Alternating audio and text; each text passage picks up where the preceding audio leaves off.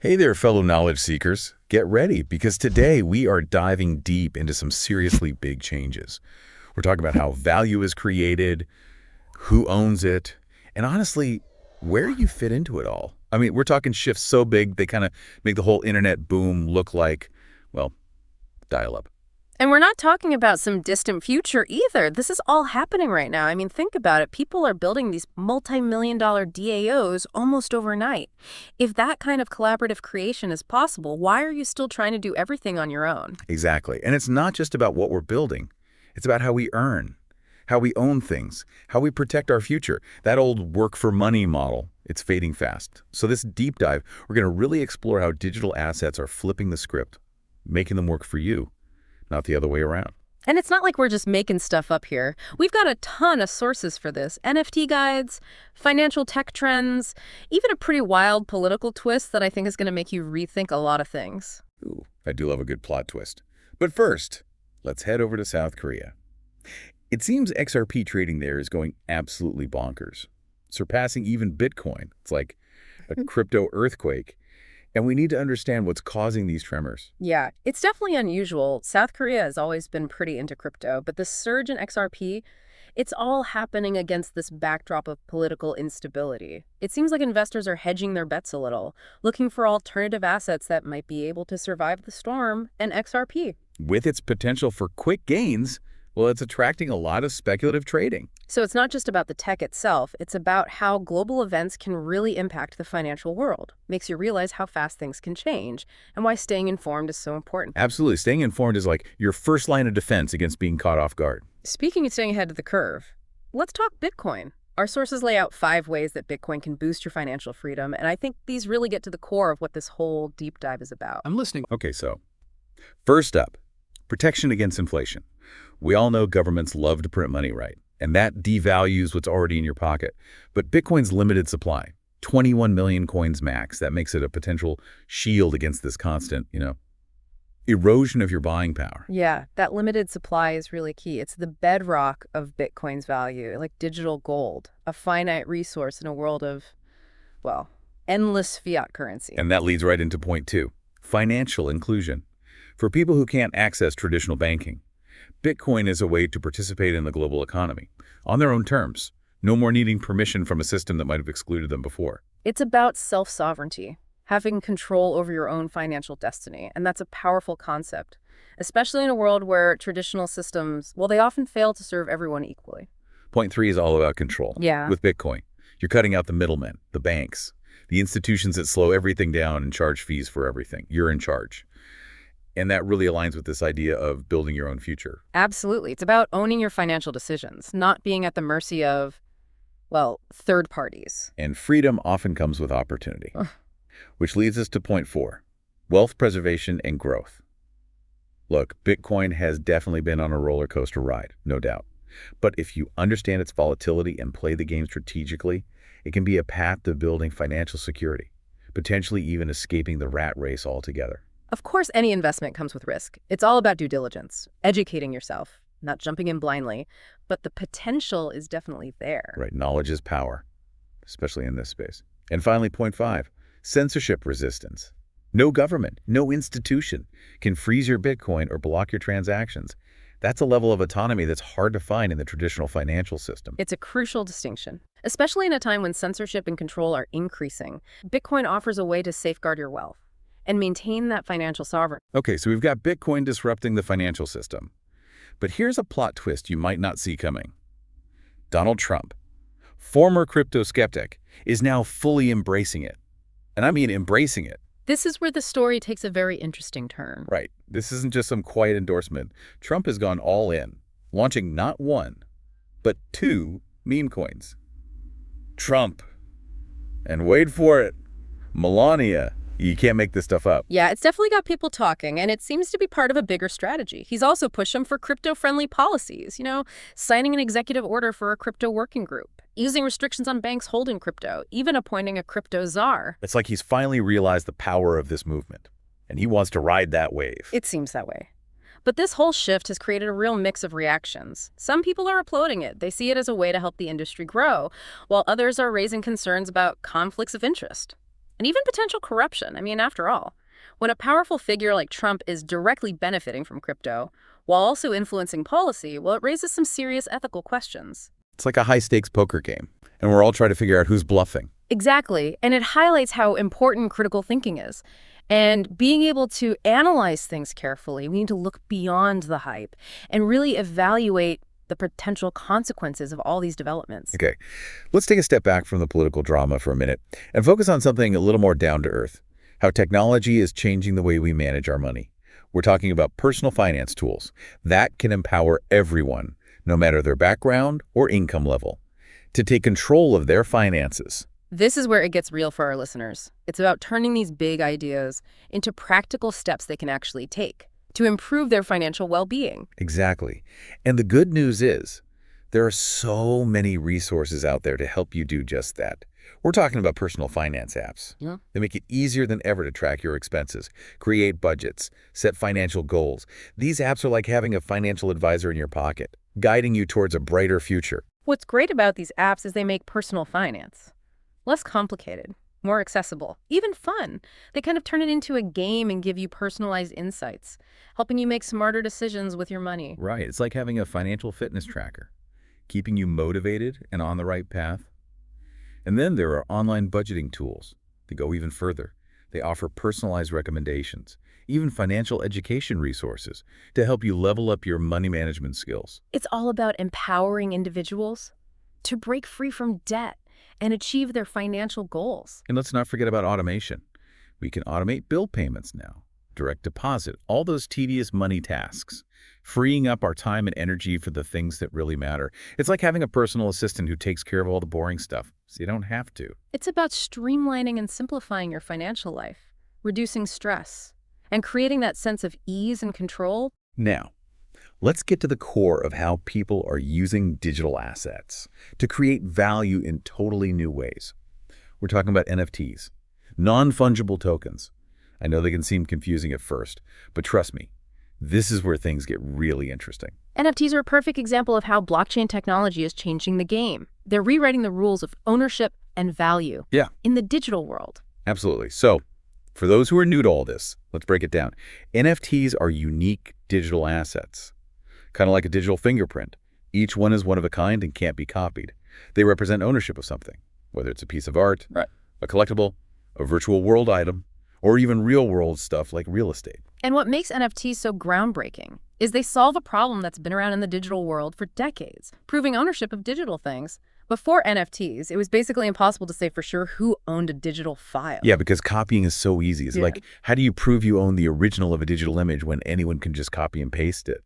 NFTs fix that. Exactly. They create scarcity and verifiable ownership in the digital world. And that's huge for creators, collectors, entire industries. Think about it. We've come a long way from those early days of CryptoKitties to this explosion of digital art, collectibles, virtual real estate, even things like music and event tickets being sold as NFTs. It's totally changing how we think about ownership and value in the digital age. And it's happening incredibly fast. It's mind-blowing. But I know there are still a lot of misconceptions about NFTs. Like, some people think owning an NFT means you own the copyright to the image or the music or whatever it represents, but that's not always true. Right. Owning an NFT is more like owning a limited edition print of a famous painting. You own that specific print, but not the rights to just reproduce the painting. The rights that come with an NFT, well, those are determined by the creator. And they're outlined in something called a smart contract that's attached to the NFT. So it's really important to do your research and understand the terms. Before you jump into the NFT world, knowledge is your best defense against making expensive mistakes. Absolutely. Don't just follow the hype. Educate yourself, understand the technology, and really think critically about it all. Now, let's switch gears a bit and dive into another game changer in the financial world, DeFi, or decentralized finance. This is where that whole idea of cutting out the middleman that we talked about with Bitcoin will get taken to a whole new level. DeFi is basically about building a completely parallel financial system, one that operates on blockchain technology, bypasses those traditional institutions, and empowers individuals to take control of their money in ways that were pretty much unimaginable before. It sounds like a financial revolution. So for those who are new to DeFi, let's break it down. What exactly does it involve? Think of it this way. DeFi uses blockchain technology and smart contracts. to create financial applications that operate completely independently of traditional banks and financial institutions. So instead of going through a bank to get a loan, you could do it directly with other people on a DeFi platform. So it's like peer-to-peer finance, but on steroids. Exactly. And because it's all powered by blockchain, it's usually faster, cheaper, and more transparent than those traditional methods. I'm starting to see why people are so excited about DeFi. Yeah. But can you give us some real-world examples? What are some of the cool things people are doing with these DeFi platforms? Well, one of the most popular uses is lending and borrowing. Platforms like Akavaliv and Compound, well, they let you lend out your cryptocurrency and earn interest, or borrow cryptocurrency by putting up some collateral. And it's all managed through smart contracts, so there's no need for a bank to be involved. So it's like a peer-to-peer lending platform. But for cryptocurrency, that's brilliant. Right. And then there are decentralized exchanges, or DXs, where you can trade cryptocurrencies directly with others without going through a centralized exchange like Coinbase or Binance. So you're cutting out the middleman again. Exactly. And because DXs are decentralized, they're usually more resistant to censorship and manipulation. It's about giving individuals more control over their financial transactions. Okay, I'm getting it now. DeFi is all about creating a more open, transparent, and accessible financial system. Right. But it's still early days, right? What are some of the challenges and risks we need to be aware of? Absolutely. DeFi is a powerful tool, but it's not without risks. One of the biggest challenges is security, because these platforms operate on blockchain. Well, they can be vulnerable to hacks and exploits. Just like with any financial system, you need to be careful about protecting your assets and choosing platforms that you trust. That's like the Wild West of finance, right? Mm-hmm. Exciting. Yeah. But potentially dangerous if you're not careful. Exactly. Another challenge is complexity. DeFi can be hard to understand and use, especially for people who are new to it. And since there aren't a lot of regulations in the DeFi space, it can be tricky to resolve disputes or get your money back if you lose it. So it's essential to do your research. Start small. And really learn about it before you dive headfirst into the world of DeFi. Absolutely. Knowledge is your best protection against making costly mistakes. Okay. We've covered a lot already. From that crazy XRP trading in South Korea to Donald Trump jumping into the crypto world. And now we're starting to explore NFTs and DeFi. It's a lot to take in, but it's important information for anyone who wants to understand what's happening in the financial world. Exactly. We're seeing the birth of a whole new financial system, one that's powered by technology, driven by decentralization, and fueled by this desire for more control and autonomy. It's a paradigm shift that's happening right now, and it's up to each of us to decide, do we want to just watch it happen, or do we want to be a part of it? And honestly, who wants to be on the sidelines when there's so much potential to change the future? Exactly. It's about seizing this opportunity to build a fairer and more empowering financial system for everyone. So let's dive even deeper into this world of NFTs. We talked about the basics, but there's a whole technical side to it. That can be a little intimidating if you're not familiar with blockchain technology. Yeah, understanding the technical foundation is key to really grasping the power of NFTs. It's like looking under the hood of a car to see how the engine works. Okay, so let's talk about how NFTs work on a technical level. We know they're stored on a blockchain, but what does that actually mean for someone who's not a crypto expert? Imagine the blockchain as this giant, unchangeable digital ledger. Every NFT has its own unique code, information about who owns it, its history of transactions. It's all recorded on this ledger for anyone to check. So even if someone tries to copy the digital art or whatever the NFT represents, the blockchain can prove who the real owner is. It's like having an unbreakable chain of custody. Precisely. And to make sure the digital asset itself is always accessible. A lot of NFTs are linked to these decentralized storage solutions, like the Interplanetary File System, or IPFS. Okay, wait, IPFS. For our listeners who might not know what that is, can you explain it and why it's important for NFTs? Sure. IPFS is kind of like a decentralized internet where files aren't stored on a single server, one that could crash or be censored. Instead, they're spread out across a whole network of computers, making them much more resilient and accessible. So it's like a safety net for your NFT. Even if one part of the network goes down, your digital asset is still safe and sound. Exactly. The blockchain guarantees ownership. And IPFS makes sure the asset itself is always there. It's a powerful combination. Okay, that makes sense. Now, what about smart contracts? I hear that term all the time, but I'm not totally sure what they do. Smart contracts are kind of like self-executing agreements written in code. Yeah. And they're stored on the blockchain.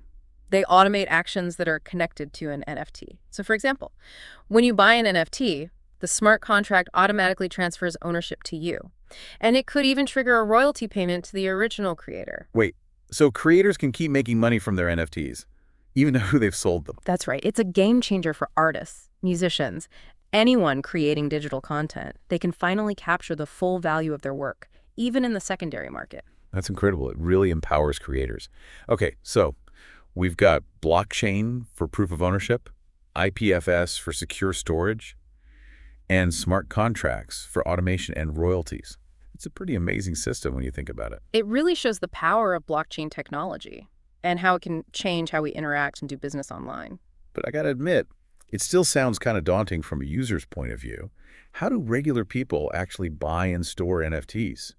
It seems like you need a computer science degree to even get started. It might seem that way, Yeah. but it's actually becoming much more user-friendly. First, you need a cryptocurrency wallet, which is basically a digital bank account for storing your cryptocurrencies and NFTs.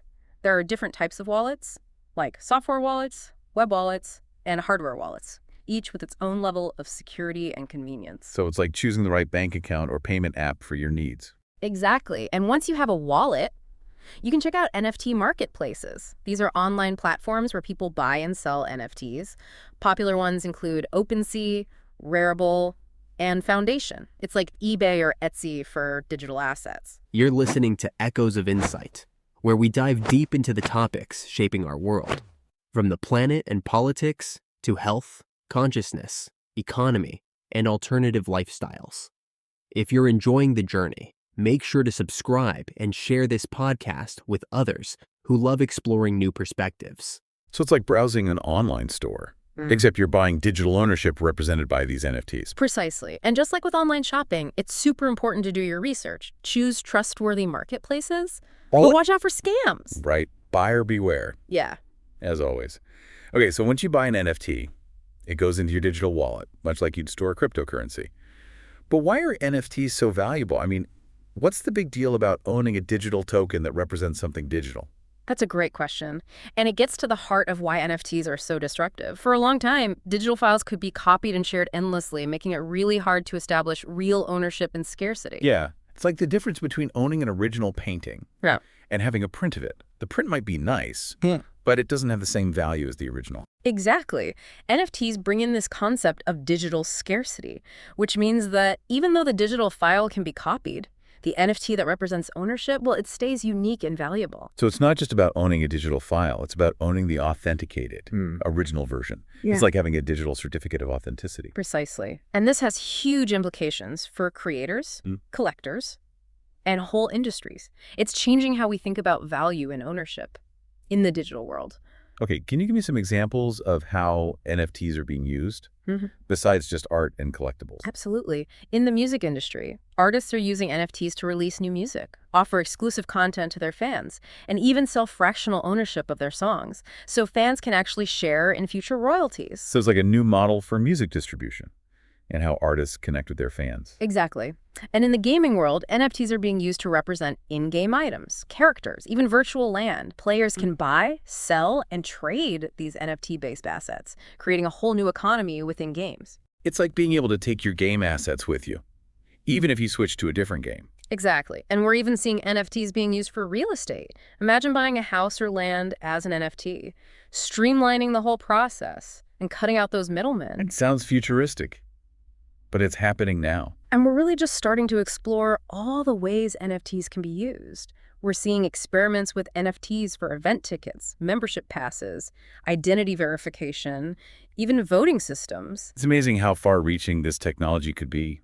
And as the technology gets better and easier to use, I think we'll see even more people using NFTs. But with all this excitement around NFTs, it's easy to get caught up in the hype. Are there any common misunderstandings about NFTs that we could talk about? Absolutely. One common misconception, as we mentioned before, is that owning an NFT automatically gives you the copyright to whatever it represents. But that's not always true. The specific rights that come with an NFT are determined by the creator, and they're outlined in that smart contract. So it's crucial to do your homework and understand exactly what rights you're getting when you buy an NFT. Exactly. Another misconception is that NFTs are a surefire investment. While some NFTs have gone way up in value, The market is still really volatile, and there's no guarantee that any particular NFT will increase in value. It's like any other investment. There are risks, and it's important to be careful and do your research. Precisely. Don't let the fear of missing out make you do something you'll regret. Make informed decisions based on your own research and how much risk you're comfortable with. Okay, so NFTs are unique digital assets stored on a blockchain.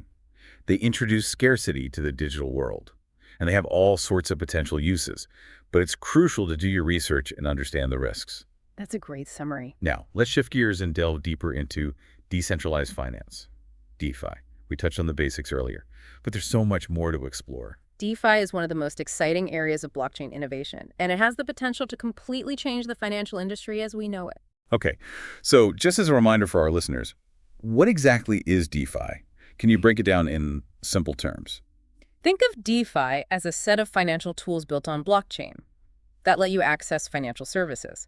Without needing those traditional middlemen like banks, it's all about peer-to-peer transactions, transparency, and open access. So instead of going through a bank to get a loan or trade stocks, you can do it directly with other people on a DeFi platform. Exactly. And because it's built on blockchain, it's usually faster, cheaper, and more transparent than the old ways of doing things. Okay, I see the appeal.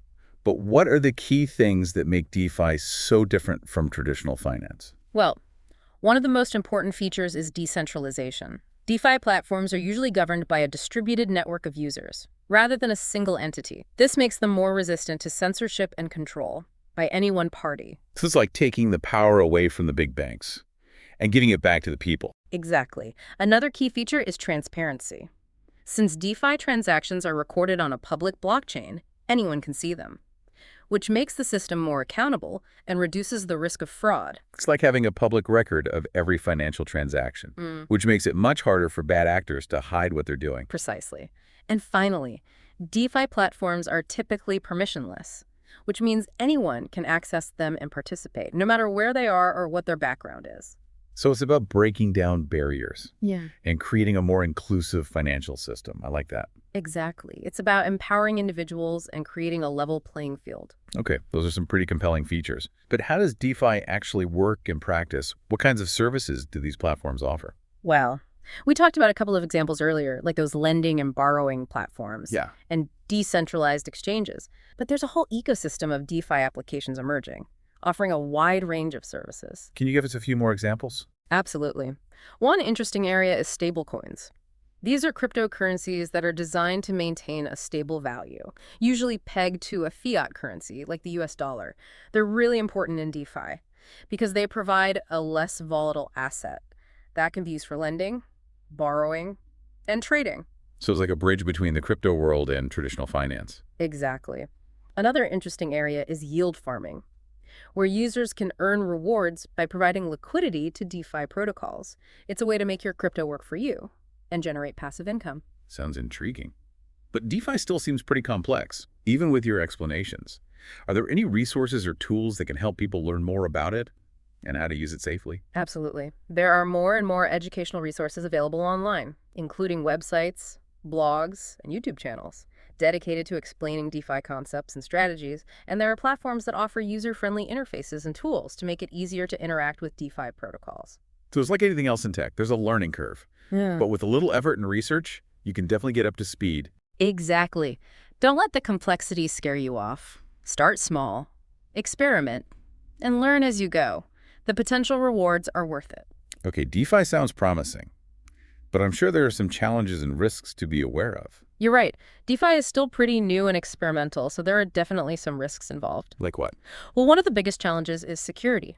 DeFi platforms are often targeted by hackers, and there have been some high-profile cases of exploits and thefts. It's essential to choose reputable platforms, use strong passwords and security measures, and stay informed about potential vulnerabilities. So it's like the Wild West of finance. High potential rewards, but also high risks if you're not careful. Exactly. Another challenge is complexity. DeFi platforms can be hard to understand and use, especially for newcomers. And the lack of regulation in the DeFi space can make it difficult to resolve disputes or recover losses. It sounds like DeFi is not for the faint of heart. That's true to some extent. But even with the challenges, DeFi is an incredibly innovative and rapidly evolving space. It has the potential to transform the financial industry. and create a more inclusive and equitable system. Okay, so DeFi is all about decentralization, transparency, and permissionless access.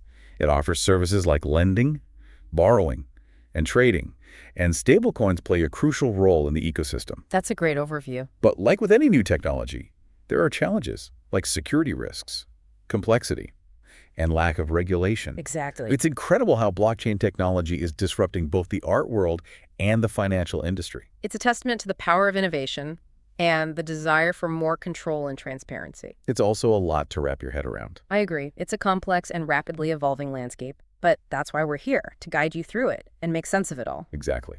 So we've covered a lot of ground today, from XRP in South Korea to Donald Trump. And to Donald Trump's crypto ventures. Right. From personal finance apps to the crazy world of NFTs and DeFi. It's been a wild ride. And we're not done yet. When we come back, we're going to dive into the future of NFTs and DeFi and talk about what all this means for you. You're listening to Echoes of Insight, where we dive deep into the topics shaping our world, from the planet and politics to health, consciousness, economy, and alternative lifestyles. If you're enjoying the journey, make sure to subscribe and share this podcast with others who love exploring new perspectives. Welcome back to the Deep Dive. We've been exploring some pretty wild concepts. NFTs, DeFi, even threw in some crypto politics for good measure. And we've barely scratched the surface, what we've talked about so far. It's really just the beginning of a much bigger story, a story about how tech is changing our relationship with value, ownership, and financial freedom. Yeah, it's a story that's still being written. And that's what makes it so exciting. We're not just watching these changes happen. We have a chance to shape them. Exactly. And that's what we're going to explore in this last part of our deep dive, the future of NFTs and DeFi and what it all means for you. So let's start with NFTs. We've seen how they're already shaking up industries like art, gaming, collectibles, but it seems like they could be used for almost anything. It's like we've invented these new building blocks for the digital world, and we're just starting to figure out what we can build with them. Okay. Give me some mind-blowing predictions. Yeah. What could the future of NFTs look like? Imagine a world where NFTs represent ownership of things in the real world. Your house, your car, even intellectual property like patents or copyrights. Imagine buying a piece of land as an NFT, with the whole transaction recorded securely and transparently on the blockchain. No more stacks of paperwork, no more shady middlemen, just a simple, secure transaction that anyone can verify. It's incredible. And think about fractional ownership. You could own a part of a famous landmark, a rare piece of art, a racehorse, assets that used to be out of reach for most people. It's like democratizing investment, giving everyone a chance to participate. Exactly. And don't forget about the metaverse, owning virtual land, buildings, even whole virtual worlds as NFTs. That's going to change how we interact, play, and even work in these new digital spaces. It's like owning a piece of the internet. A piece of the future. And then there's the potential for NFTs in identity management. Imagine having a digital passport or driver's license as an NFT, giving you more control over your personal data and reducing the risk of identity theft. It's like taking back control of your digital identity in a world where our data is constantly being collected and used. Precisely. And these are just a few examples. As the technology gets better and developers get more creative, I think we'll see even more innovative and unexpected uses for NFTs. Okay, so NFTs have the potential to revolutionize everything from real estate to identity management. But what about DeFi? What's next for decentralized finance? DeFi is also set to explode as more people get fed up with traditional financial systems and blockchain becomes more accessible. We'll see a huge increase in demand for DeFi solutions. Okay, paint me a picture. What could a future powered by DeFi look like? Imagine a world where financial services are more accessible, affordable, and transparent for everyone, no matter how much money they make or where they live.